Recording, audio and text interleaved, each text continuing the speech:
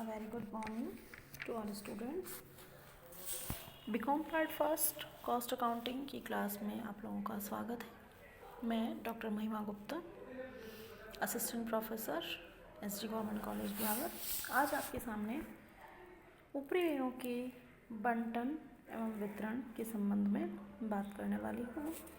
मेरी last video में आपने ओवरहेड्स के मीनिंग के बारे में जाना, साथ ही आपने ओवरहेड्स का किस तरीके से शेड्यूलिंग कोडिफिकेशन किया जाता है, किस तरीके से उनका कलेक्शन और क्लासिफिकेशन किया जाता है, इसके बारे में भी डिटेल में पढ़ा। आज मैं आपके सामने बात करने वाली हूँ कि किस तरीके से हम ओवरहेड्स का एलोकेशन और अपॉर्चनमेंट करते हैं, इस संबंध में हम बात करने वाले हैं। तो देखिए आप कि ओवरहेड्स का अलोकेशन और अपॉर्चनमेंट, ये दोनों ही जो नाम मैं आपके सामने बोल रही हूँ, ये दोनों ही जो मद है, इन दोनों के द्वारा हम अलग अलग लागत इकाइयों के बारे में जानकारी प्राप्त करते हैं कि किस तरीके से अलग अलग लागत केंद्र और लागत इकाइयों उत्पादन विभागों के व्ययों की जानकारी प्राप्त की जाती है। जब हमारे पास ओवरहेड्स का टोटल अमाउंट होता है तो उस टोटल अमाउंट के आधार पर हम किस तरीके से अलग अलग लागत केंद्रों और उत्पादन विभागों के व्ययों की जानकारी प्राप्त करते हैं, उनकी कैलकुलेशन किस तरीके से करते हैं, उसके लिए हमारे पास एलोकेशन और अपॉर्चनमेंट काम आते हैं। तो एलोकेशन क्या है? हमने देखा कि हमने ओवरहेड्स का क्लासिफिकेशन और उनका कलेक्शन किया। अब ओवरहेड्स का कलेक्शन और क्लासिफिकेशन करने के बाद जो हमारा नेक्स्ट काम होता है वो होता है उन्हें विभिन्न लागत केंद्रों या उत्पादन विभागों में बंटित करना और वितरित करना, यानी उनका अलोकेशन करना और उनका अपॉर्चनमेंट करना। तो अब हम बात करते हैं सबसे पहले अलोकेशन की। What is allocation, what is बंटन, बंटन क्या है, अलोकेशन क्या है। हम कई बार देखते हैं कि ओवरहेड्स मीन्स अप्रत्यक्ष लागत है ना। अप्रत्यक्ष लागत में कई बार कुछ आइटम्स ऐसे होते हैं जिनका संबंधित लागत इकाई या उपकार्य या उत्पादन विभाग से प्रत्यक्ष रूप से उन्हें हम बंटित कर सकते हैं, ऐसा संभव होता है।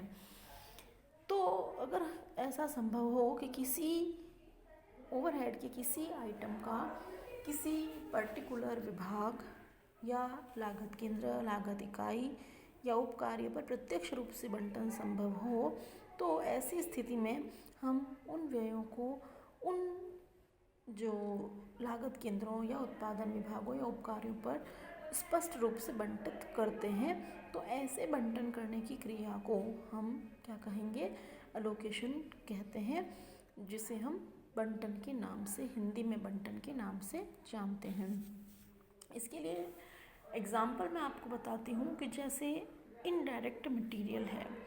अगर हमारे पास अलग अलग प्रोडक्शन डिपार्टमेंट या लागत केंद्र के द्वारा जो रिक्विजिशंस भेजे जाते हैं वह हमारे पास उपलब्ध हैं, तो उन रिक्विजिशंस में जो वैल्यूज़ दी गई है, जो उन रिक्विजिशन के वैल्यूशन के आधार पर हम अप्रत्यक्ष सामग्री की लागत जो है वह स्पष्ट रूप से, जिस तरीके से हम डायरेक्ट मटेरियल की कॉस्ट को अलग अलग डिपार्टमेंट से अलग अलग लागत केंद्रों को चार्ज कर सकते हैं, उसी तरीके से हम इनडायरेक्ट मटेरियल की कॉस्ट को भी स्पष्ट रूप से हम बंटित कर सकते हैं यदि हमारे पास उसके लिए इन्फॉर्मेशन अवेलेबल हो। इसी तरीके से अप्रत्यक्ष मजदूरी, यदि हमारे पास मजदूरी विश्लेषण पुस्तिका में अप्रत्यक्ष मजदूरी के संबंध में भी लेखा मिल सकता है कि कौन से सुपरवाइज़र ने कौन से वर्क को कितना समय दिया है, इस तरीके की इन्फॉर्मेशन हमें मिलती है, तो हम अप्रत्यक्ष मजदूरी को भी डायरेक्ट वेजेस की भांति ही डायरेक्ट स्पष्ट रूप से बंटित कर सकते हैं। तो इस प्रकार ओवरहेड्स की ऐसी मदें, ये देखिए मैंने आपको यहाँ पे शॉर्ट में डेफिनेशन दी है कि ओवरहेड्स की ऐसे आइटम्स जिन्हें स्पष्ट रूप से लागत इकाइयों या उत्पादन विभागों को चार्ज किया जा सके तो उन्हें उन लागत इकाइयों या उत्पादन केंद्रों या उत्पादन विभागों को चार्ज किए जाने की क्रिया को हम ऊपरी व्ययों का बंटन एलोकेशन कहेंगे। ये एलोकेशन की डेफिनेशन हो गई। सेकंड हमारे पास बात आती है किसकी, अपॉर्शनमेंट की। अपॉर्शनमेंट को हम हिंदी में वितरण के नाम से जानते हैं। तो जिन ऊपरी व्ययों का एलोकेशन संभव नहीं होता है, यानी हम एलोकेशन नहीं कर सकते हैं, तो ऐसे व्यय जो होते हैं उन्हें हम अलग अलग लागत केंद्रों या उत्पादन विभागों को बांटते हैं। वो बांटने की क्रिया, वो विभाजन की क्रिया जो है वह वितरण कहलाती है। और ऐसा विभाजन या ऐसा व्ययों को बांटना किसी उचित आधार पर किया जाता है, किसी उचित विधि के आधार पर किया जाता है।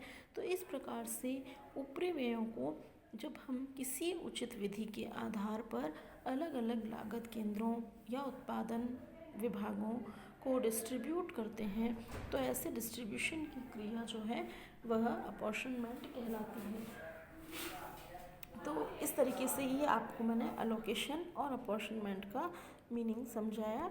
अब मैं बात करती हूँ कि इन दोनों में क्या डिफरेंस है। इन दोनों में डिफरेंस ये है, हमें अगर हम बिल्कुल कई बार हम इन दोनों वर्ड्स को एक दूसरे के स्थान पर भी यूज़ कर लेते हैं, तो हमें ये पता होना चाहिए कि एलोकेशन और अपॉर्शनमेंट में डिफरेंस क्या है। मेनली देखा जाए तो इन दोनों का ही ऑब्जेक्टिव ये है कि ओवरहेड्स को अलग अलग उत्पादन विभागों या लागत केंद्रों की कुल ओवरहेड्स की राशि हमें ज्ञात करना। जब हमें ये पता है कि टोटल ओवरहेड्स कितने खर्च हुए हैं, तो उन ओवरहेड्स को अलग अलग लागत केंद्रों या अलग अलग उत्पादन विभागों को किस तरीके से चार्ज किया जाए, उसके लिए एलोकेशन और अपॉर्शनमेंट दोनों ही काम में आते हैं। चूँकि इन दोनों का ऑब्जेक्टिव, इन दोनों ही क्रियाओं को करने का रीज़न हमारा जो है वह लगभग सिमिलर है, इसलिए ये दोनों ही एक ही अर्थ में कई बार प्रयुक्त किए जाते हैं और इनमें कोई अंतर नहीं किया जाता है। लेकिन फिर भी जैसा कि हमने अभी इनके मीनिंग को समझा, उससे हमें इनमें कुछ अंतर दिखाई देते हैं। तो इनमें देखिए सबसे पहला अंतर जो है वो ये है कि स्पष्ट रूप से बंटन यदि हमें जिन व्ययों का किया जा सकता है उनके लिए एलोकेशन मेथड को फॉलो किया जाता है, उन्हें हमें किसी उचित आधार पर बांटने की आवश्यकता नहीं होती है, बल्कि अलग अलग लागत केंद्रों या उत्पादन विभागों को चार्ज की जाने वाली राशि सीधे ही हम ज्ञात कर सकते हैं। जैसे अप्रत्यक्ष मजदूरी, अप्रत्यक्ष सामग्री के बारे में मैंने आपको बताया कि जो मांग पत्र है सामग्री के लिए, उन मांग पत्रों के आधार पर उन मांग पत्रों में दी गई वैल्यूज़ को ही हम स्पष्ट रूप से, हम प्रत्यक्ष रूप से उत्पादन विभागों को चार्ज करके अप्रत्यक्ष सामग्री की लागत ज्ञात कर सकते हैं। इसी प्रकार से अप्रत्यक्ष मजदूरी के लिए भी हम मजदूरी विश्लेषण तालिका के आधार पर अमाउंट ज्ञात कर सकते हैं। तो ऐसे व्ययों का स्पष्ट रूप से बंटन संभव हो पाता है। लेकिन जिन व्ययों का हमें वितरण करने की आवश्यकता होती है, जिन व्ययों का हम अपॉर्शनमेंट करते हैं, उनका स्पष्ट रूप से एलोकेशन नहीं किया जा सकता है। तो ये इन दोनों में डिफरेंस है। सेकंड डिफरेंस मैंने आपको लिया है उचित आधार की आवश्यकता। जिन व्ययों का हम एलोकेशन कर रहे हैं उनके लिए हमें किसी एप्रोप्रिएट बेसिस को यूज़ करने की आवश्यकता नहीं होती है। लेकिन जिन व्ययों को हम क्या कर रहे हैं, जिन व्ययों को हम अपॉर्शनमेंट कर रहे हैं उनके लिए हमें किसी उचित आधार की आवश्यकता होती है।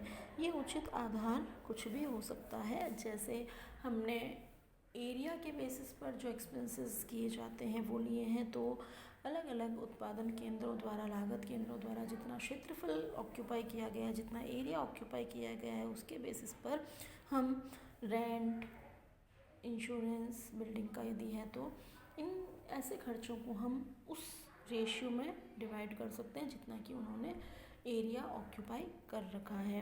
यानी कोई एक एप्रोप्रिएट आधार हमें लेने की ज़रूरत पड़ती है यदि हम एक्सपेंसेस का अपॉर्शनमेंट करने जा रहे हैं तो। लेकिन यदि हम अब एक्सपेंसेस का अलोकेशन करने जा रहे हैं तो चूँकि वो स्पष्ट रूप से हमारे पास है, स्पष्ट रूप से हमारे पास उनकी अमाउंट उपलब्ध है, इसलिए हमें उनका अलोकेशन करना है, अपॉर्शनमेंट नहीं करना है, तो हमें किसी उचित आधार की आवश्यकता नहीं होती है।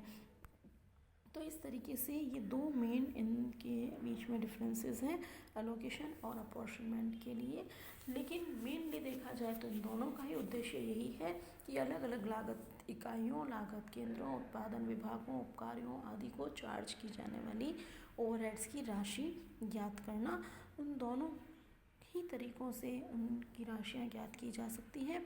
कुछ एक्सपेंसेस अलोकेट हो सकते हैं जबकि कुछ का अपॉर्शनमेंट करना होता है। ये इस तरीके से अलोकेशन और अपॉर्शनमेंट के बारे में मैंने आपको बताया। नेक्स्ट वीडियो में हम अपॉर्शनमेंट के अलग अलग मेथड्स के बारे में, अलग अलग आधारों के बारे में बात करेंगे और इसी तरीके से मैं आपको प्रैक्टिकली हम कैसे व्ययों को, उपव्ययों को डिस्ट्रीब्यूट करते हैं, इसके बारे में मैं आपसे नेक्स्ट वीडियो में बात करूँगी। तब तक के लिए गुड बाय, थैंक यू।